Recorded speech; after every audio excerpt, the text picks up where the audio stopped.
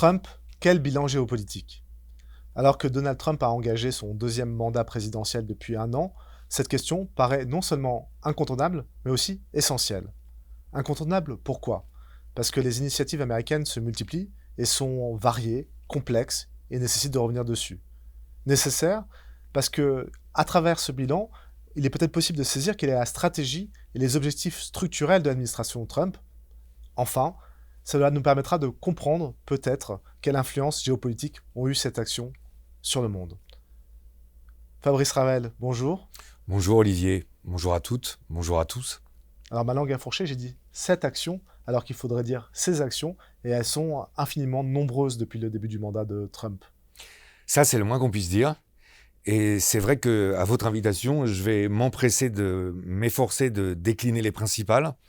Et on va se rendre compte, ou nos auditeurs vont se rendre compte, au fur et à mesure de mon énumération, ils vont se rappeler à quel point, effectivement, je serais presque envie de dire, il y a eu une débauche d'activité de la part de Trump et de son administration, donc entre le 20 janvier 2025 et janvier 2026, puisqu'on rappelle qu'il a pris ses fonctions le 20 janvier 2025.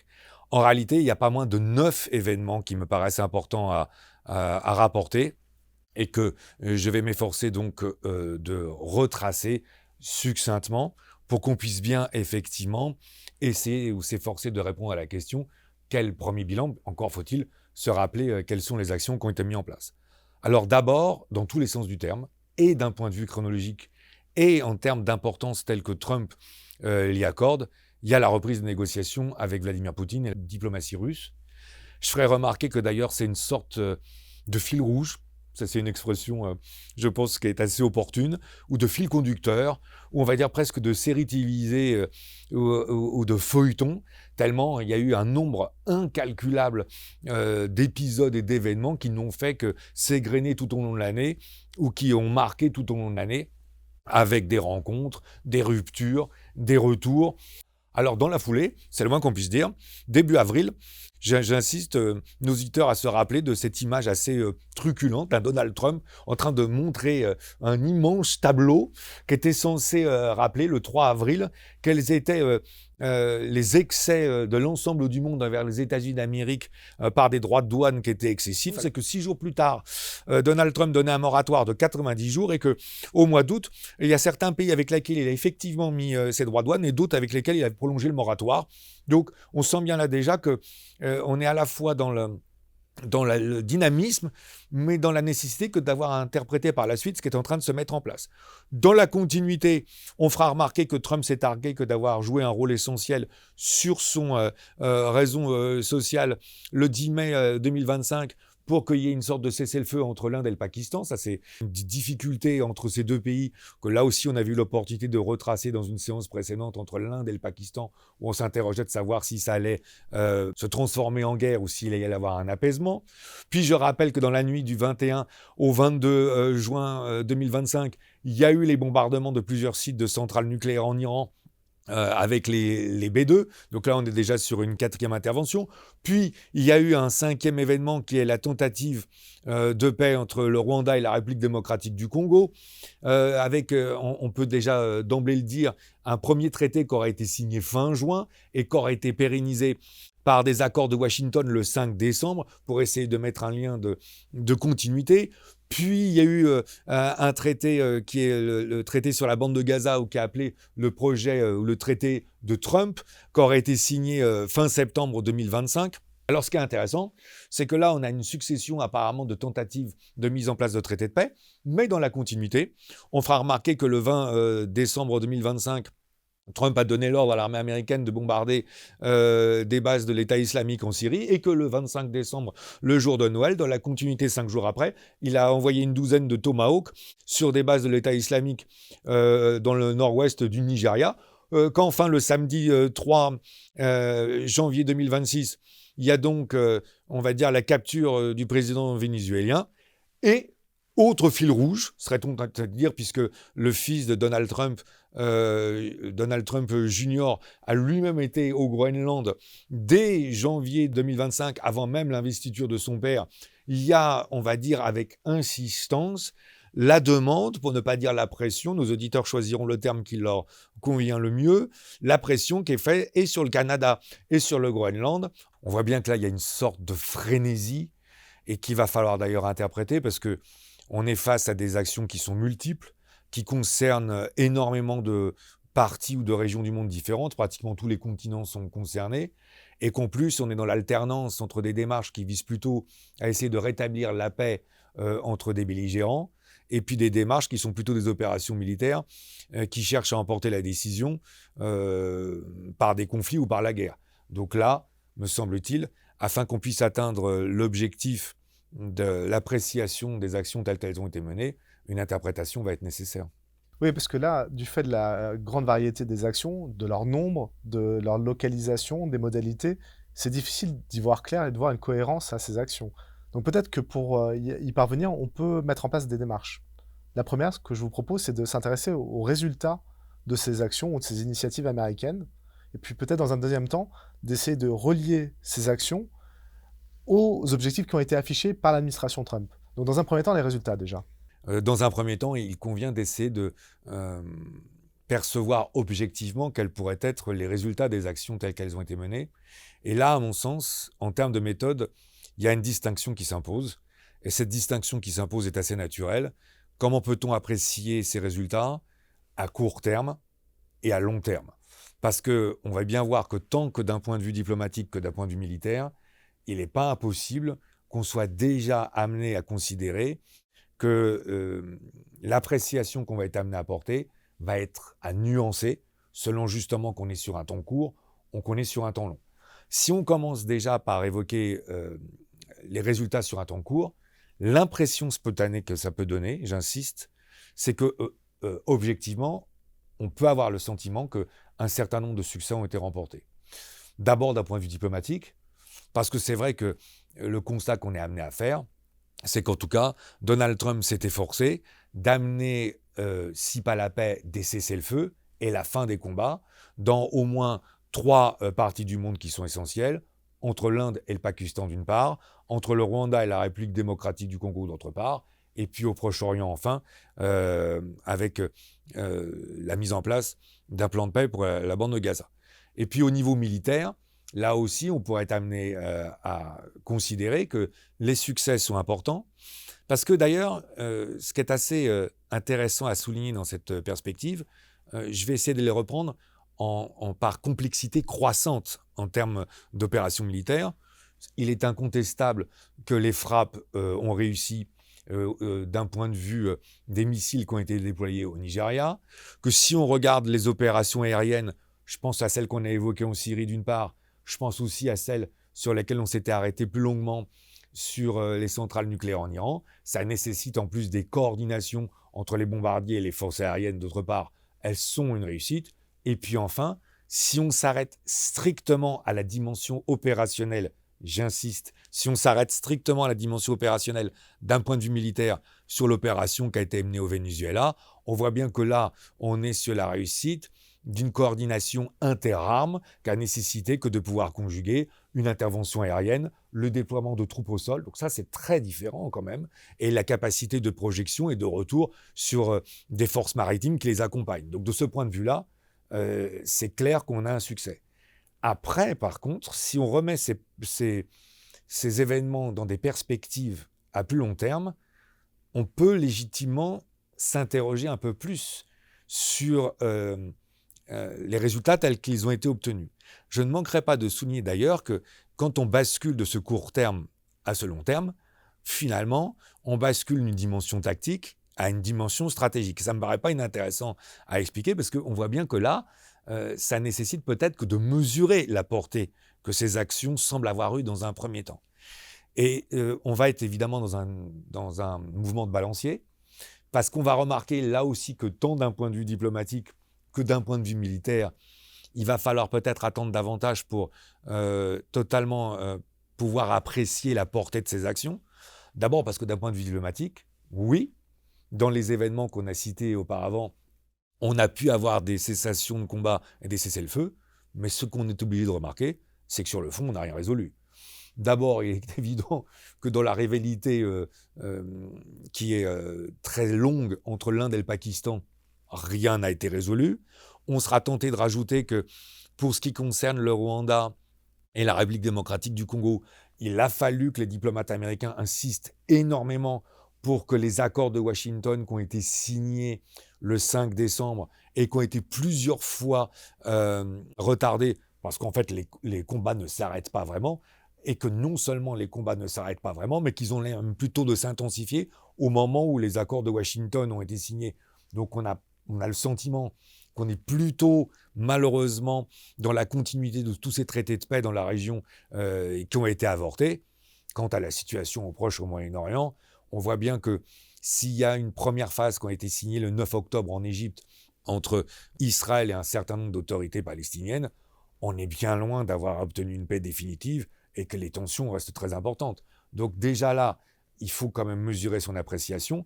Et puis alors d'un point de vue militaire, ce qu'on est obligé de remarquer, c'est que finalement les résultats obtenus peuvent apporter des succès tactiques temporaires, mais ils n'ont rien résolu non plus sur le fond. Alors je ne parle même pas des frappes épisodiques qu'on évoquait en Syrie ou au Nigeria, mais par contre j'insiste sur ce qui s'est passé en Iran, parce que nous avions eu l'opportunité, dans une séance précédente qui s'intitulait l'Iran, la puissance aérienne suffit-elle à remporter la victoire? On avait justement bien insisté, Olivier, rappelons-nous, sur le fait que ce n'était pas une victoire, c'était la capacité que de gagner du temps et que de repousser la recherche ou l'atteinte par l'Iran des armes nucléaires. Donc en fait, ça demandait d'être totalement nuancé. Et à ces propos, me semble-t-il, il faut rajouter 2 éléments supplémentaires. D'abord, si on maintenant s'arrête sur toutes les mesures qui ont été prises sur les accords douaniers ou sur les tarifs douaniers, ce qu'il ne faut pas manquer de remarquer, c'est que les effets de telles mesures ne peuvent s'apprécier que sur un temps beaucoup plus long. Et donc, on sera certainement amené dans une prochaine séance des rendez-vous géopolitiques à revenir sur cette analyse, mais on peut compléter notre appréciation en faisant remarquer qu'en plus, pour ce qui est des relations avec la Chine, suite à la rencontre entre Trump et Xi Jinping, Donald Trump a considérablement révisé l'importance des droits de douane tels qu'il se proposait de les mettre en place. Et c'est d'autant plus important à signifier que s'il y a bien un acteur qui était visé en particulier à travers cette démarche, c'était la Chine. Donc on voit bien quand même que là, il n'est pas totalement certain que les résultats escomptés dans un premier temps soient aussi significatifs que ce qu'on a pu le penser. Et puis alors, j'ai presque envie de dire, pour parachever l'analyse et finir par le point par lequel on avait commencé dans notre énumération, s'il y a bien un point sur lequel pour l'instant la situation n'a pas évolué, c'est la guerre entre l'Ukraine et la Russie. Donc on voit bien que là, c'est pas aussi simple de porter une appréciation et que c'est peut-être effectivement à travers d'autres démarches qu'on sera plus à même que de pouvoir prolonger un regard objectif quant aux résultats tels qu'ils ont été obtenus. Alors, peut-être que pour mettre en perspective ces résultats, il vaut mieux privilégier une analyse qui se réfère aux objectifs qui étaient affichés par l'administration que recherchait Donald Trump. Oui, et là, il y a 3 éléments qu'il faut prendre en considération, parce que c'est juste que les résultats peuvent être d'autant plus appréciés qu'on va pouvoir les rapporter à quels étaient les objectifs tels qu'ils étaient recherchés par Trump et son administration. Quels sont ces 3 éléments? Bon, d'abord, il y a le discours du président J.D. Vance qu'on a évoqué à Munich sur la conférence de sécurité le 14 février 2025. Après, il y a un document qui est particulièrement important, qui a été finalisé en novembre 2025 et qui a été publié le 5 décembre 2025. Ce document, quel est-il? C'est le document sur la stratégie de sécurité nationale des États-Unis d'Amérique. Et c'est un document qui est évidemment particulièrement important parce qu'on va avoir l'opportunité d'y revenir. Sur plusieurs pages sont définis clairement quels sont les objectifs. Et puis, il y a un 3e élément qui, dans la continuité, est arrivé le 8 décembre 2025, qui se veut être peut-être une sorte d'explication de texte pour ceux qui n'auraient pas été assez attentifs sur ce document, ou une explication en live par Donald Trump dans une émission The Conversation, qui était en fait une émission, une séance particulière mise en place par Politico, où Donald Trump est interviewé pendant plus d'une 40aine de minutes par une journaliste. Alors, dans ces 3 éléments, Comme j'étais déjà en train de le préciser, manifestement, c'est le document sur l'analyse stratégique qui va être intéressant à mettre en évidence, parce que là, il y a un certain nombre d'aspects qui vont nous apparaître assez rapidement. Alors, si vous le voulez bien, on va justement rentrer de plein pied dans ce document. Quand on reprend les différentes parties du monde, la première partie du monde qui est clairement mise en avant sur 4 pages, c'est l'hémisphère occidental. Alors là, ce qui est intéressant à souligner, c'est déjà l'hémisphère occidental, qu'est-ce que ça comprend ou qu'est-ce que ça sous-entend? Et on va se rendre compte qu'en réalité, l'hémisphère occidental, c'est en grande partie l'Amérique latine. Et ce qui n'est pas inintéressant à expliquer pour nos auditeurs, c'est que dans un document de stratégie de sécurité nationale, qui est un document récurrent aux États-Unis, c'est la première fois, Olivier, que l'Amérique latine est mise en première. Donc ça, déjà, ce n'est pas inintéressant à mettre en avant. Ensuite, la deuxième région du monde, telle qu'elle est déclinée aussi à peu près sur 4 pages, c'est l'Asie, et notamment l'Asie-Pacifique. Et là, il n'y a pas énormément de surprises, parce qu'on voit bien que la Chine est désignée comme l'adversaire ou le compétiteur systémique, et qu'il est expliqué qu'il faudra d'ailleurs la repousser, to roll back, et que non seulement il faudra la repousser, mais qu'il faudra pour ce faire s'appuyer sur des alliances, le Quad et l'AUKUS, qui sont des alliances qu'on avait présentées dans une séance précédente des rendez-vous de la géopolitique. La troisième région du monde qui est abordée, c'est l'Europe. Mais alors, ce qui est intéressant là, c'est que, en fait, c'est assez ambivalent, parce que les États-Unis considèrent que c'est une zone qui est importante, mais c'est une zone que les États-Unis doivent prendre en considération parce qu'il faut qu'ils réexpliquent aux Européens à quel point les Européens doivent dorénavant beaucoup plus contribuer à leur défense en particulier. Et ce qui n'est pas inintéressant à souligner, a fortiori, c'est que la Russie est citée dans le cadre de cette zone européenne, page 25.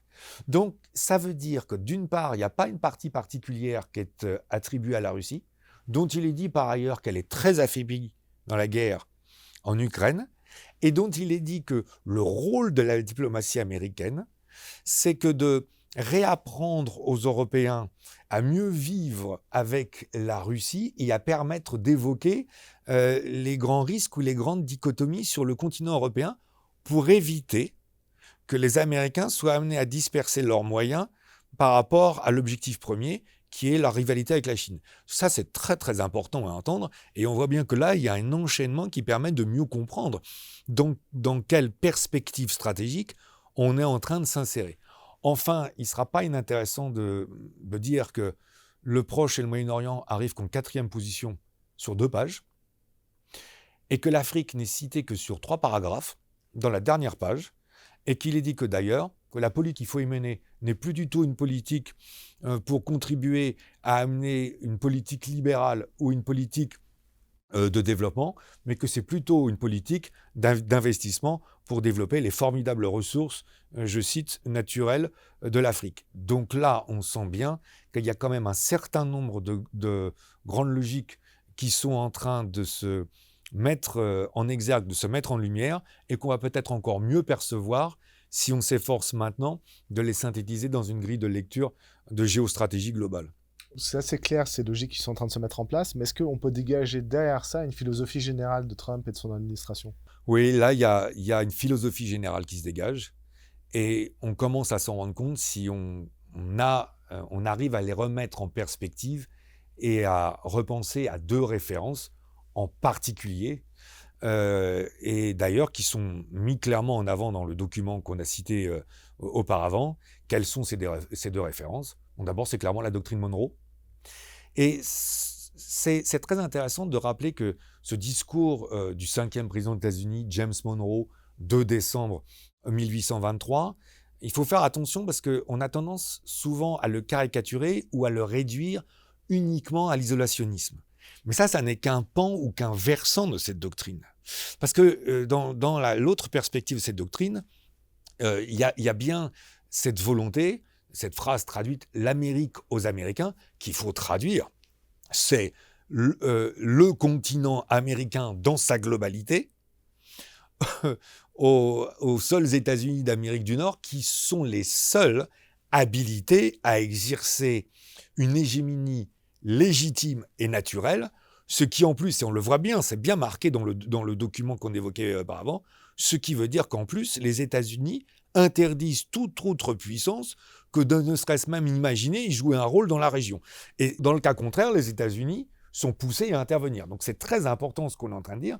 Et d'ailleurs, il est bien dit que, en fait, il y a une application de Donald Trump sur cette doctrine qui est appelée le corollaire Trump de la doctrine Monroe. Donc là, on voit bien qu'en fait, on est dans ce retour à la volonté que d'avoir une zone privilégiée ou une sphère d'influence. Certains géopolitologues ont l'air de mettre en doute cette logique. Moi, je les invite à relire le document. Encore faut-il les lire, les documents. Et on voit bien que là, les États-Unis disent clairement il y a une logique d'influence pour nous. Il ne faudra pas oublier, dans le cadre de la conclusion de notre séance, de faire remarquer que ça aura forcément des conséquences en géopolitique, plus globalement sur le reste du monde. Donc ça, c'est la première référence. Il y a une deuxième référence qui apparaît de façon objective, c'est Ronald Reagan, et la démarche de Ronald Reagan qui consiste à dire la paix par la force. C'est bien la démarche de Ronald Reagan, quand on se rappelle que lors de son premier mandat de 80 à 84, puis même ça a été renouvelé dans son deuxième mandat de 85 à 88, on a une augmentation considérable du budget militaire américain parce qu'il se lance dans une course à l'armement en pensant que effectivement ça contribuerait à considérablement essouffler la production soviétique et que ça pousserait les soviétiques à la négociation, donc la paix par la force. Moi, il me semble qu'il est indispensable de se rappeler d'un troisième président des États-Unis qui est peut-être moins mis de façon ostensible dans le document, qui n'est pas forcément aussi souvent cité que les deux premiers par Donald Trump lui-même, que beaucoup d'observateurs ont tendance à oublier, mais dont j'ai le sentiment qu'il est très important à rappeler dans le cadre de ce qu'on est en train de dire. Et ce président des États-Unis, c'est Theodore Roosevelt, avec sa fameuse théorie du big stick ou du gros bâton, parce que je rappelle que Theodore Roosevelt, d'abord, ça a été un changement assez important, justement, dans cette période césure de fin 19e, pour ce qui concerne Theodore Roosevelt, début du 20e siècle, et que surtout l'idée consistait à dire, quand je cherche à obtenir un objectif en relations internationales, je viens avec un gros bâton, c'est la fameuse théorie, le big stick, et je le fais d'autant plus, ou a fortiori, quand je dois parler à mes alliés. Ça, c'est pas inintéressant, me semble-t-il, à mettre en évidence. Mais si on veut aller un peu plus loin, je crois que là, il est indispensable que d'avoir 3 références ou que d'avoir 3 analyses à l'esprit qui non seulement vont compléter cette vision, mais à mon sens, qui vont permettre de définitivement pouvoir interpréter les objectifs tels que l'administration américaine est en train de la mettre en place et donc de pouvoir mieux apprécier les résultats. D'abord, on pourrait faire remarquer, si on reprend l'ouvrage d'Emmanuel Todt après l'Empire, que là, on est clairement en train de s'afficher dans la logique qu'il avait très très bien décrite de la Ligue de Délos. Et là, c'est la comparaison entre Athènes et les États-Unis d'Amérique. Et on voit bien que là, en fait, on a une puissance qui assoit sa suprématie et son hégémonie d'abord sur ses alliés, et que c'est les alliés qui doivent payer leur sécurité. C'est ça la Ligue de Délos. On contribue par le trésor qui est déposé à Délos.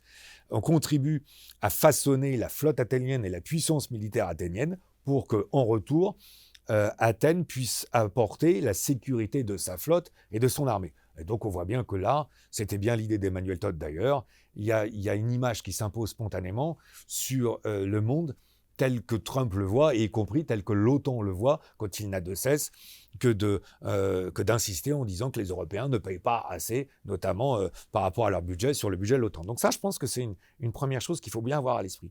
C'est le livre de Paul Kennedy, « Naissance et déclin des grandes puissances », parce que son propos consiste à essayer de savoir si, de façon intemporelle, quelles que soient les civilisations concernées, on a bien toujours les mêmes logiques qui permettent à un État de grandir en puissance d'arriver à l'apogée et puis ensuite de basculer sur le déclin.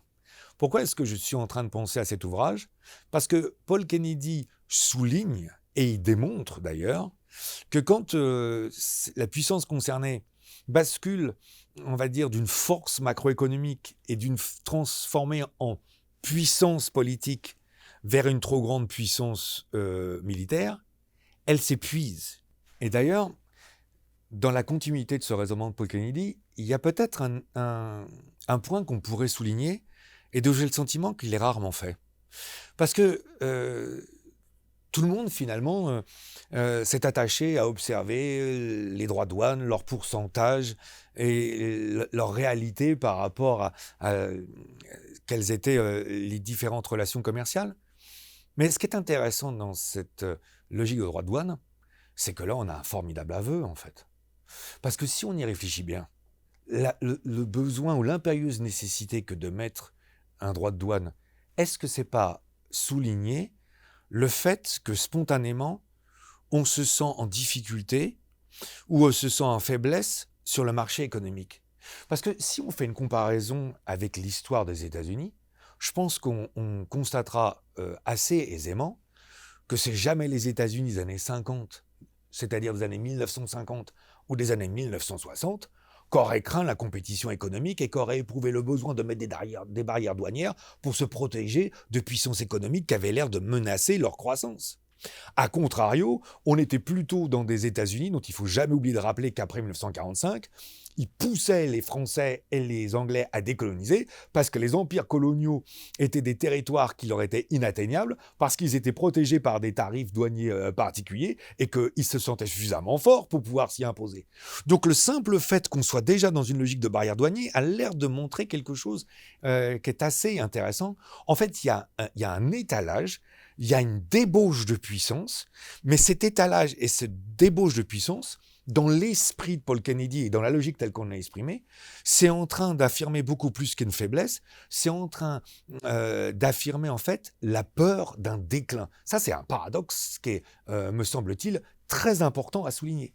Et puis alors, il y a aussi un troisième élément qu'on pourrait apporter à notre réflexion, c'est que finalement, les États-Unis sont en train de revêtir un rôle qu'ils n'ont jamais eu depuis leur naissance, depuis le 4 juillet 1976. Parce qu'en fait, si on regarde bien, pour des raisons qui sont fort différentes par ailleurs, les États-Unis, ils ont toujours joué un rôle particulier, ou en tout cas, ils ont toujours prétendu jouer un rôle particulier dans les relations internationales. Et ça, c'est quelque chose que Gérard Chaliand et Arnaud Blin rappellent bien dans leur ouvrage « Les nouveaux Césars du Pentagone ». Je pense notamment à la page 99 quand il y a l'intitulé du 4e chapitre, parce qu'en réalité, on a le catéchisme de Woodrow Wilson. Et c'est assez intéressant le terme de catéchisme parce qu'on voit bien qu'il y avait cette prétention que d'avoir apporté un message singulier, d'être un acteur singulier, alors à tort ou à raison, que de prétendre être le défenseur de la démocratie, de la liberté, et donc d'être un acteur très particulier dans les relations internationales. Mais il n'y a rien de tout ça dans le document qu'on est en train d'évoquer. Et il n'y a aucune volonté que de porter un message politique. On a donc affaire à des États-Unis d'Amérique qui se sont banalisés. On a affaire à un acteur qui, tout d'un coup, ne prétend plus être qu'un acteur classique des relations internationales, qui défend ses intérêts et qui joue un rôle de puissance, comme toutes les autres puissances dans l'histoire et comme toutes les autres puissances rivales dans cette troisième décennie du XXIe siècle. Ça, c'est peut-être pas l'un des moindres paradoxes qu'on pourrait soulever, mais il y en a peut-être même un qui est encore plus important et plus surprenant quand on va pouvoir commencer à le décliner ou à le mettre en évidence. Et cet autre paradoxe que vous pointez mais que vous ne nous avez pas indiqué pourrait infléchir le bilan de l'administration Trump à l'issue de ce second mandat. Parce que quel est donc ce paradoxe? Donald Trump, à travers les actions telles qu'on les a énumérées, semble être parfaitement en symbiose avec ce monde de rapports de force de la géopolitique. Mais il y a un mais. En fait, si on regarde bien, l'action de Donald Trump s'inscrit quasiment uniquement dans des logiques macroéconomiques. Et là, en fait, on pourrait reprendre tous les événements qu'on a cités et surtout tous les discours et toutes les explications verbales qu'il en a données et on verra que On est vraiment quasiment uniquement centré sur cette grille de lecture ou circonscrit sur cette ligne de lecture. Alors je vais en prendre quelques exemples, peut-être pour qu'on en soit convaincu davantage. C'était très étonnant déjà, suite à la frappe sur l'Iran, que d'assister à cette explication du président des États-Unis dans le Air Force One, devant quelques journalistes, où ils disaient mais finalement, l'Iran doit vraiment oublier d'atteindre l'arme nucléaire, et il ferait beaucoup mieux de s'intéresser à des opérations commerciales. D'ailleurs, les Iraniens sont de remarquables commerçants, et ils vont pouvoir se développer remarquablement sur des logiques commerciales. Et puis dans la continuité, quand donc les accords de Washington ont été signés le 5 décembre 2025, c'était tout aussi surprenant que de voir Donald Trump, qui accompagnait d'ailleurs ses propos de vastes tapes dans le dos des représentants du Rwanda et de la République démocratique du Congo, en disant « Vous allez voir, on va tous se faire énormément ou beaucoup d'argent ». C'est vrai que c'est quand même assez décalé par rapport aux perspectives. Mais il y a un autre exemple qui, me semble-t-il, nous amène encore plus loin. Parce que quand, fin juin, il reçoit le secrétaire général de l'OTAN, Mark Rutte, dans son bureau, et qu'il évoque justement les rapports entre Israël et l'Iran, de façon assez condescendante d'une part, mais surtout assez décalée d'autre part, il compare l'Iran et Israël à deux écoliers qui se battent dans une cour d'école et qu'il va falloir séparer. Mais ce qu'on est en train de dire est beaucoup plus important que ce qui n'y paraît. Parce que, en fait, ça prouve une chose, il y a une incompréhension des logiques fondamentales de la géopolitique. Parce qu'en fait, il y a une réduction de la géopolitique à sa seule dimension macroéconomique et aux seules logiques qui consistent à faire des bénéfices. Or, si le rapport de force a bien été intégré, par contre, ce qui n'a pas été intégré, c'est qu'il peut y avoir des logiques idéologiques, des intérêts nationaux qui transcendent les logiques macroéconomiques, ce qui est le cas en géopolitique. Et donc là, ça met parfois Trump et l'administration Trump dans l'incompréhension de l'évolution de certaines situations. Et je pense notamment à la guerre entre l'Ukraine et la Russie, dont il est évident que dans l'esprit de Vladimir Poutine et des dirigeants russes, il est impossible de la limiter à une simple perspective macroéconomique. Donc ça, je pense que c'est très très important, parce qu'on peut avoir le sentiment que, en fait, on a une administration Trump qui est parfaitement synchrone avec cette situation géopolitique, mais en fait, il lui manque un habillage ou une interprétation politique, telle qu'on l'a évoqué par ailleurs quand on évoquait les Césars du Pentagone. Et il n'est pas impossible que ça soit l'avenir des États-Unis qui soit amené à amener à nouveau cette grille de lecture politique. Alors, soit ça sera avec un retour d'une perspective wilsonienne, ou soit ça sera avec une confirmation d'une perspective radicalement différente, telle qu'on la retrouve notamment chez le vice-président J.D. Vance. Par contre, ce qui est certain, c'est qu'il y a déjà des conséquences majeures au niveau géopolitique global. Voilà, avant de voir ce qui va se passer à l'avenir, il y a déjà les conséquences, pas seulement pour l'administration Trump, l'Amérique et sa sphère d'influence, mais pour le monde entier. D'abord, si, et ce dernier mot est très important, parce qu'il souligne qu'on est déjà dans le cadre d'une hypothèse et plus d'une évidence. Si l'Occident existe toujours, que recouvre-t-il ? Ça, c'est une vraie question. Parce que d'abord, on a bien vu à l'énoncé du concept précédent que d'un point de vue géographique, dans l'esprit de l'administration américaine, ça se soulevait. Mais on voit bien en plus que dans le rapport que les États-Unis envisagent avec l'Europe, c'est une question qui se soulève davantage.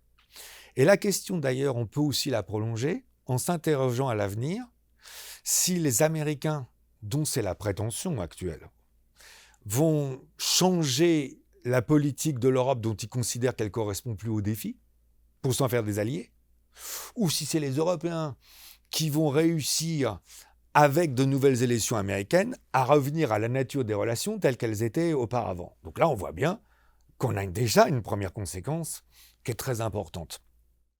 Mais alors, il y en a une deuxième. C'est le dernier clou dans le cercueil. C'est le dernier clou dans le cercueil du droit international.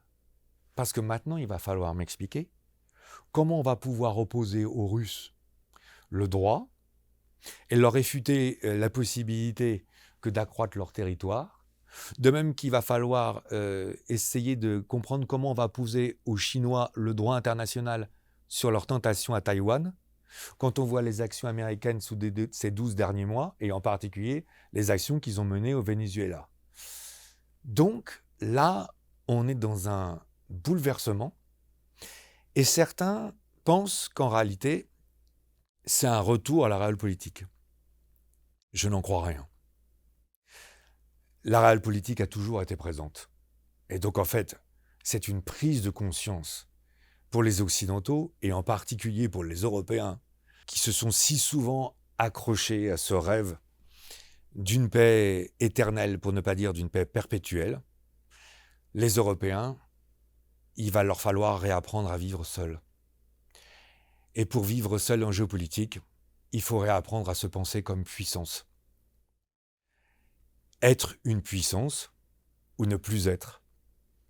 Pour paraphraser Shakespeare dans la scène 1 de l'acte 3 d'Hamlet, Hamlet, le prince du Danemark, qui nous renvoie au Groenland. C'est une réponse que les Européens vont devoir mettre en place. Seront-ils seulement capables de se poser la question ? En tout cas, Fabrice, je vous remercie de nous amener à nous poser cette question de cette articulation entre la solitude et la puissance que je trouve très féconde. Et je vous propose de nous retrouver très prochainement pour un nouveau rendez-vous de la géopolitique. Merci. Merci à vous.